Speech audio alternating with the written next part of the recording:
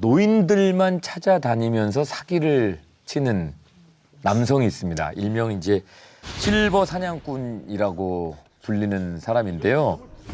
실버 사냥꾼이라고 불리는 이런 이름을 붙여주면 안 돼. 이런 근데 이 영상을 볼 때 제가 제일 많이 화가 났습니다. 네. 지금 충분히 화가 났는데도. 정말 제가 울컥했습니다, 진짜. 정말 이러면 안 됩니다. 이거는 진짜 네, 여러분 함께 보시겠습니다. 자, 지금 허리가 굽은 할머니가 옆에 따라가죠. 오른쪽에 있는 남자가 이 할머니의 짐을 도와드리겠다고 이렇게 끌고 가고 있는 겁니다. 저기에는 이제 들개 한 마리 있어요.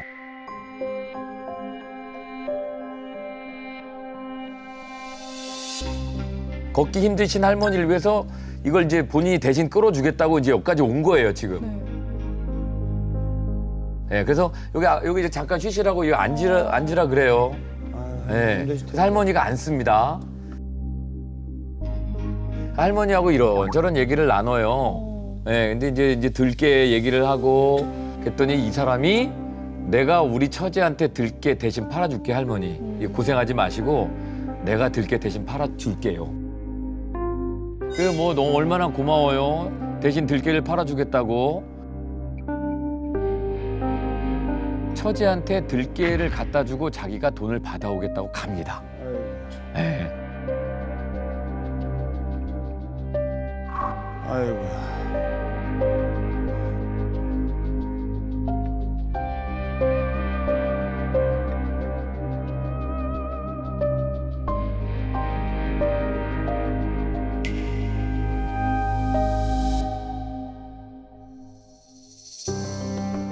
그래서 할머니 이제 기다리는 거죠.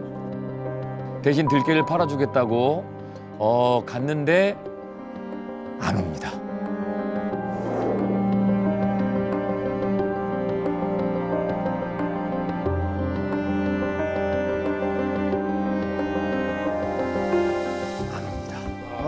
아유, 어떡해. 아유. 왜 저런 인간이 있냐, 어떻게. 왜 그러시냐고 또 물어봤나 보죠. 이상하니까 이제 경찰에 신고를 했어요. 근데 이 사람은 들깨를 갖고 도망갔습니다. 아이고야. 이 들깨 한 마리의 가격은 9만 원입니다. 너무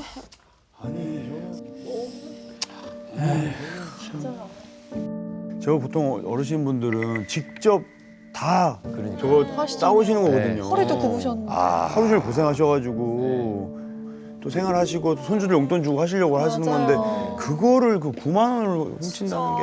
할머니 고생하시면서 진짜 하루 열받네. 용돈 하셔가지고 우리에게 9만 원과 할머니에게 9만 원은 너무 큰 다가오는 돈이죠. 의미가 다르거든요. 네, 하루 9만 원이면 많이. 그리고 지금 도와준다고 하면서 사람이 없는 거 범행하기 쉬운 곳으로 이동한 거잖아요, 사실은. 예. 다른 사람들 없는 장소로. 저런 식으로 뭐 계속 저렇게 노인분들 거를 훔치고 그랬던 건가요? 이 사람이 이제 경찰들이 와서 확인해 보니까 전과 19범 사기꾼이었습니다. 전과 19범 사기꾼이었습니다. 이 들깨남 잡고 보니까 약 10개월 동안 전국을 돌아다니면서 이 비슷한 수법으로 계속 범행을 저지르고 있었습니다. 저걸 어디다 팔지? 그래서 예를 들면 81살 된 할머니한테 수원에서 동생이 식당을 2군데 하는데 거기에 고춧가루를 팔아주겠다라고 속여가지고 고춧가루 75건 시가 약 한 127만 원 상당을 편취를 하고요. 또 78살 된 두릅을 파는 할머니한테 접근을 해서 옷가게에 갚을 돈이 있는데 그 돈을 빌려주면 갖고 와서 두릅이랑 같이 내가 팔아서 갚아주겠다라고 해가지고 현금 10만 원. 아유. 이렇게 이제 그 시작을 해서요. 적게는 몇만 원, 많게는 400만 원까지 노인들을 대상으로 이런 범죄를 저지르고 금원을 편취한 이런 범죄자였습니다. 할머니한테 진짜 몇만 원 저렇게 사기쳐가지고 얼마나 잘 살려고 진짜 저렇게 무슨 행동하는지 위험을 이해가 안 모르겠다고. 되고. 더 진짜 화가 나는 일은 이 남자의 범죄가 이렇게만 포착된 게 아닙니다. 또 다른 영상이 있습니다. 예. 자, 아까 그 사람입니다. 오, 아, 예. 저렇게 맨날 들깨 문자를 갖고 예, 도망간 사람. 푹 눌러 쓰고 CCTV를 의식한 것 같아요, 히든아이를. 예. 검은 봉지를 들고 오는데요. 갑자기 뛰죠. 뭐야. 예, 갑자기 뛰기 시작합니다. 도망가나 보다 또 훔쳐. 63세 사장님이 운영하는 식당에서 단체 예약을 했어요. 식당 내부에서 이제 돈을 쥐고 왔다 갔다 하는 남성. 근데 저 수육은 하나만 일단 빨리 좀 포장을 좀 해주실까요? 예. 제가 모임 때 같이 계산할게요. 예, 단체 예약을 했으니까. 근데 수육을 먼저 좀 포장해 달라고 하고 튀는 겁니다 지금. 진짜. 예. 포장해 달라고 하고 튀는 겁니다. 진짜 좀도둑이다, 아니야. 좀도둑. 가지가지 한다 진짜. 씨. 진짜 가지가지. 아우 진짜 왜 저렇게 살아? 저 수육의 값은 25,000원. 아, 근데 또 단체 예약도 해서 막 손님 못 받거나 그럴 수도 그러니까요. 있었잖아요. 그것도 민폐네요. 피해인데. 그러니까 사장님은 단체 예약 때 돈을 25,000원까지 다 받으면 되니까. 이게 아우. 정가 19법인 이유가 진짜 막 몇만 원 훔치니까 뭔가 처벌을 받더라도 너무 뭔가 적게 또 처벌 받으니까 되거나. 또 계속 쌓이는 것 같아요. 네. 2만 원, 9만 원. 이 찌질하고 비열한 범죄자는요, 생활고 또 뭐 건강 등을 핑계로 유사한 범행을 또 반복하게 됩니다. 다만 범행을 자백하면서 반성하는 태도로 보이는 연기 같은데.